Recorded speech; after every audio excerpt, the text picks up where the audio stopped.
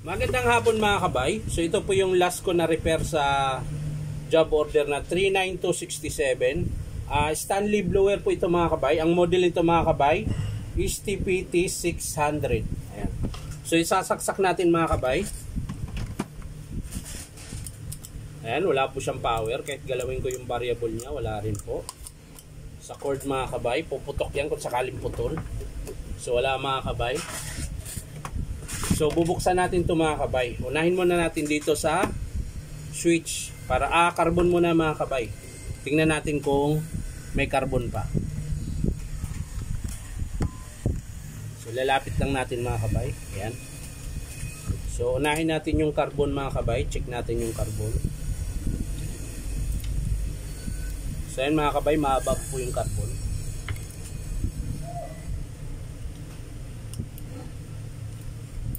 Balik natin mga kabay, yung kabila naman check natin.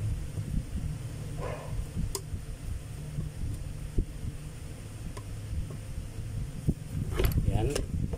Dito naman tayo sa kabila.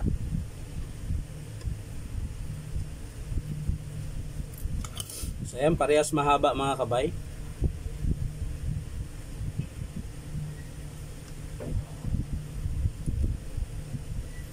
So ang sunod na check natin mga kabay sa kanyang cord tsaka switch. Ayan. Panghuli na natin yung field coil mga kabay. So dito muna tayo sa kanyang, dito tayo sa switch.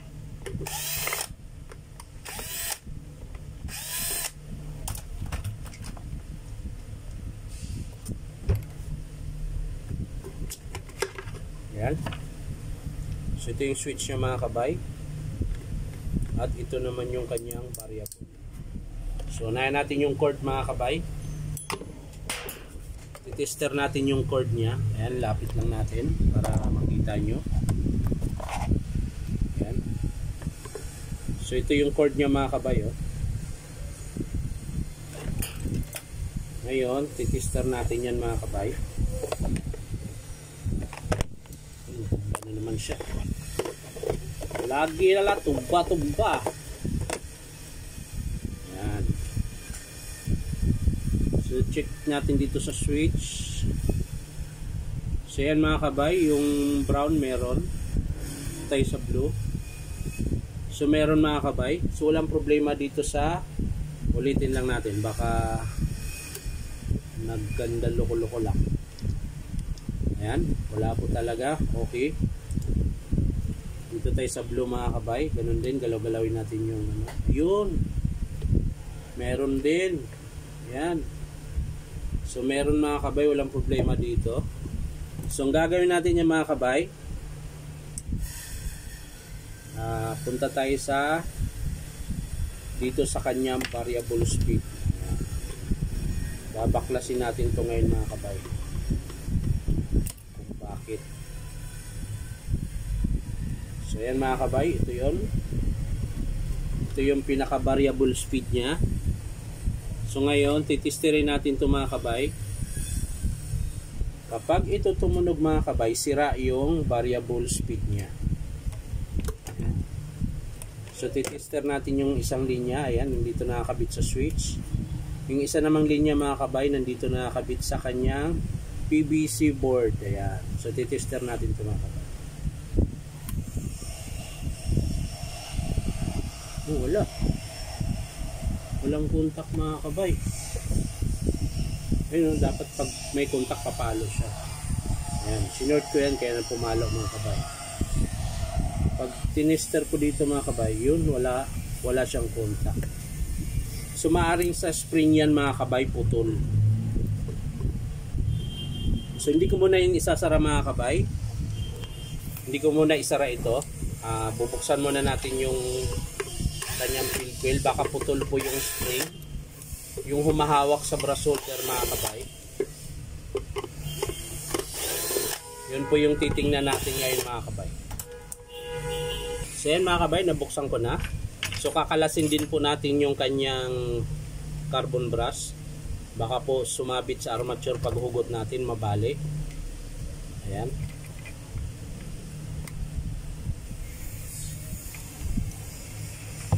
bago natin tanggalin yung armature.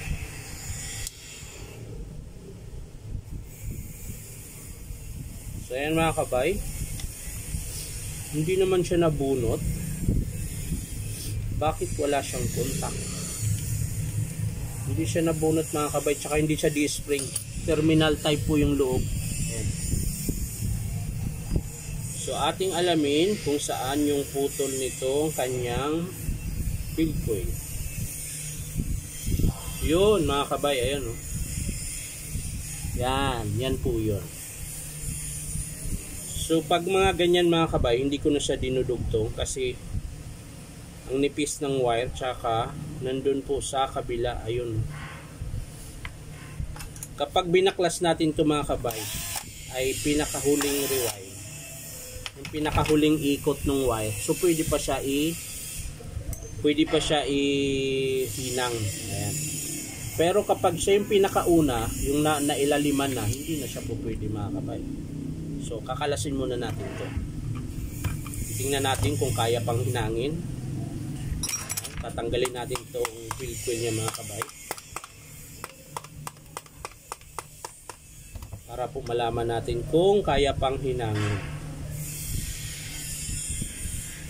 So ito yung naputol mga kabay, nakabila.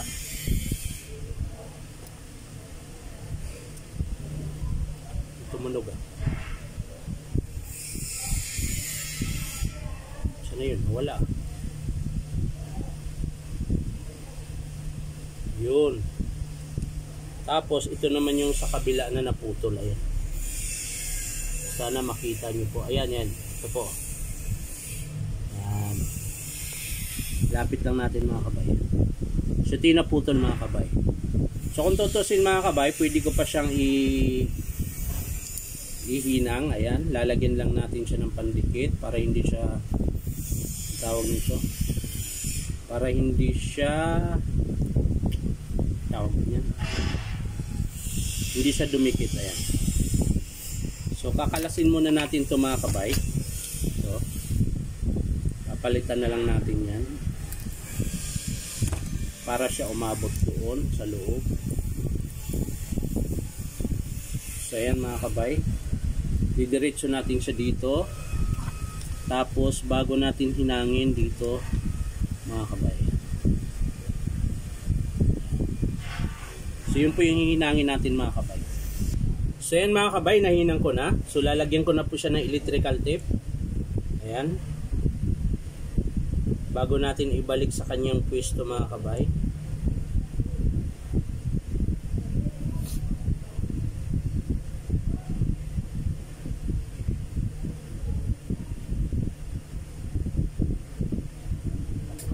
So yan na mga kabay.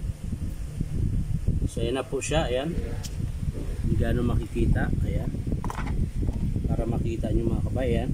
Yung naka-electrical tip mga kabay, yun po yung hininang natin.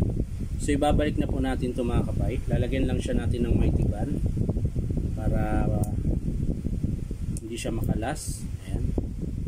Yung paglalagyan nitong electrical tip na to mga kabay, kailangan na may mighty band. So lalagyan na natin yung mighty band mga kabay. Ayan. Para kung saan siya tatapat, didikit na lang siya. Ayun. So hanggang dyan lang siya mga kabay. Tapos ito lalagyan na rin natin para pag nag-vibrate siya mga kabay, hindi siya gagalaw-galaw. Yan. Bago natin siya i-tie wire ulit mga kabay. So hanap tayo ng tie wire mga kabay para pamalit yan. So yan mga kabay, wala tayong nahanap na tie wire. So ito na lang mga kabay, kakabit natin. Ayan. Tapos lagyan lang natin ng mighty band ulit para hindi siya gagalaw.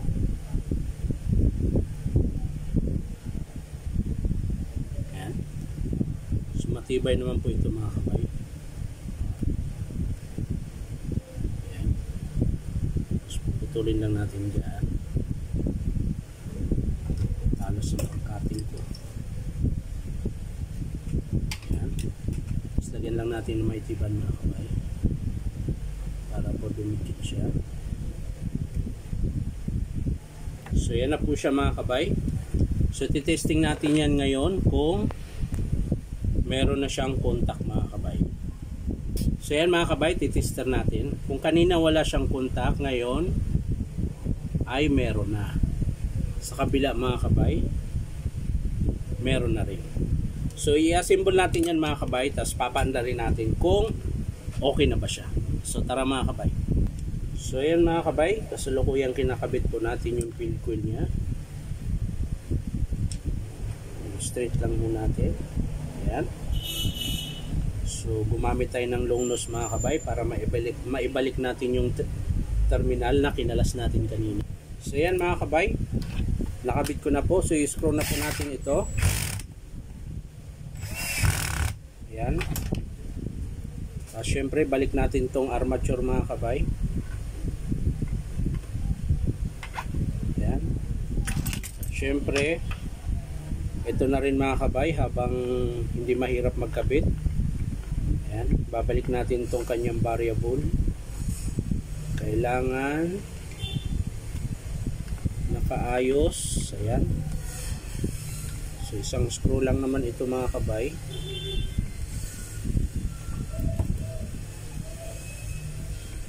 Ay nako. Yan mahirap malalaking daliri. Hirap kumawak pag maliliit.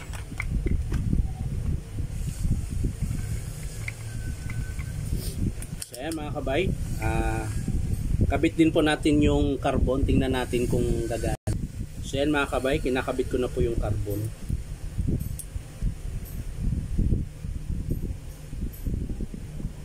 Ayan, ganun din po sa kabila mga kabay.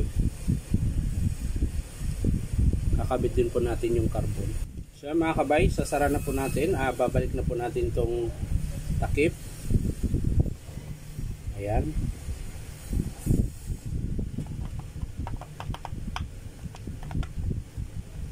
Ayan. Tapos sasara natin mga kabay para matesting natin kung gumagana siya.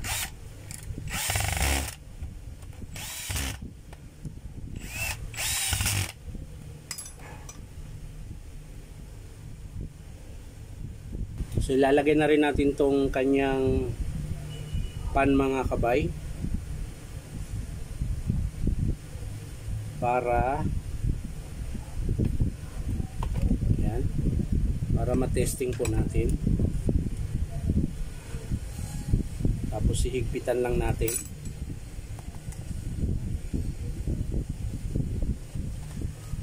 Yan. Tapos adjust natin mga kabay, mga number 1 lang mga kabay.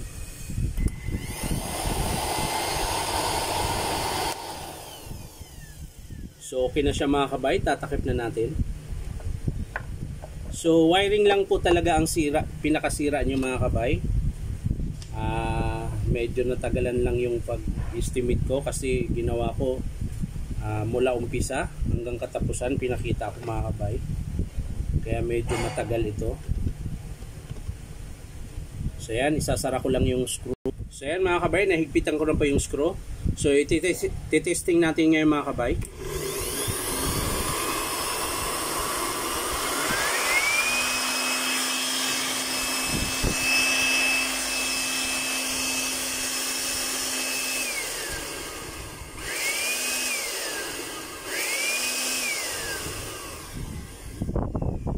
So yun lang po talaga sira niya mga kabay, yung sa field coil niya napatid. So kaya yun napatid mga kabay dahil medyo maluwag po. Maluwag po yung wire, hindi siya nahatak gaano, hindi siya nahatak ng maigi. Nilak niya na kaagad ng tie wire kaya maluwag po yung dulo. Kaya pag gumagana to mga kabay, nagbabibrate siya, pumapalo konti yung wire hanggang sa naputol. So yun mga kabay, hinata ko na yun. So hindi na siguro yung maputol. Pero na lang kung malakas yung vibration o kaya nawala sa align yung field coil, maaaring maputol yun mga kabay. So yan lang mga kabay, maraming salamat sa panunood at pa-like and share na rin po. At syempre po, subscribe nyo po ito aking YouTube account na Inom Tabay. So maraming salamat mga kabay sa ulitin. Bye bye.